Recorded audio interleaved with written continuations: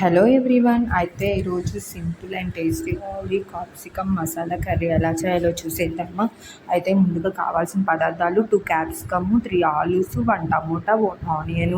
వీటిని వాష్ చేసుకొని పీసెస్గా కట్ చేసుకొని పక్కన పెట్టుకోండి. తర్వాత ఒక కడాయి తీసుకొని స్టవ్ ఆన్ చేసుకొని కడాయి తీసుకొని దాంట్లో 1 స్పూన్ ఆయిల్ వేసుకొని దాంట్లో పోపు దినుసులు ఆవాలు, జీలకర్ర, మినపప్పు, శనగపప్పు అన్నీ 1 స్పూన్ వేసుకున్న తర్వాత మనం కట్ చేసుకున్న ఆనియన్స్ ఉన్నాయి కదా సన్నగా, కట్ చేసుకున్న ఆనియన్స్ దోరగా ఫ్రై చేసుకోండి లో ఫ్లేమ్తో. ఆనియన్స్ బాగా వేగిన తర్వాత దాంట్లో టమోటాస్ వేయండి. టమోటాస్ కూడా బాగా వేగిన తర్వాత మనం కట్ చేసుకున్న ఆలూస్ ఉన్నాయి కదా, ఆలూస్ కూడా వేసి బాగా ఫ్రై చేసుకోండి. అయితే దీంట్లోకి మసాలా కావాలి కాబట్టి ఒక 4 జీడిపప్పులు, అలాగే ఒక 2 ఒక స్పూన్ ధనియాలు, ఒక చెక్క, ఒక మొగ్గ, అలాగే కొబ్బరి ఉంది కదా, ఎండు కొబ్బరి ఒక 4 పొలుకులు వేసి బాగా మెత్తంగా పేస్ట్ చేసుకొని పక్కన పెట్టుకోండి.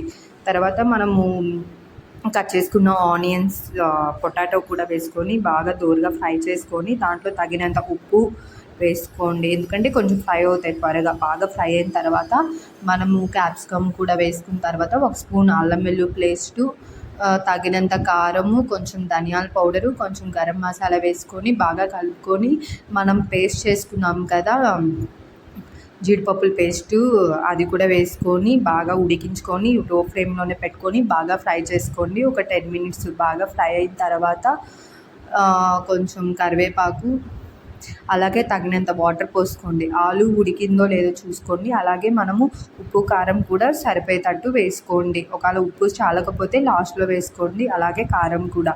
చాలా సింపుల్ టేస్టీగా ఇది చపాతీలో కానీ, అన్నంలో కానీ, పూరీలో కానీ చాలా బాగుంటుంది. ఇది మసాలా తక్కువ మసాలాలే, నేను ఎక్కువ కూడా ఏమి వేయలేదు కాబట్టి చాలా టేస్టీగా ఉంటుంది. మీరు కూడా ట్రై చేయండి. పిల్లలైతే చాలా ఇష్టంగా తింటారు.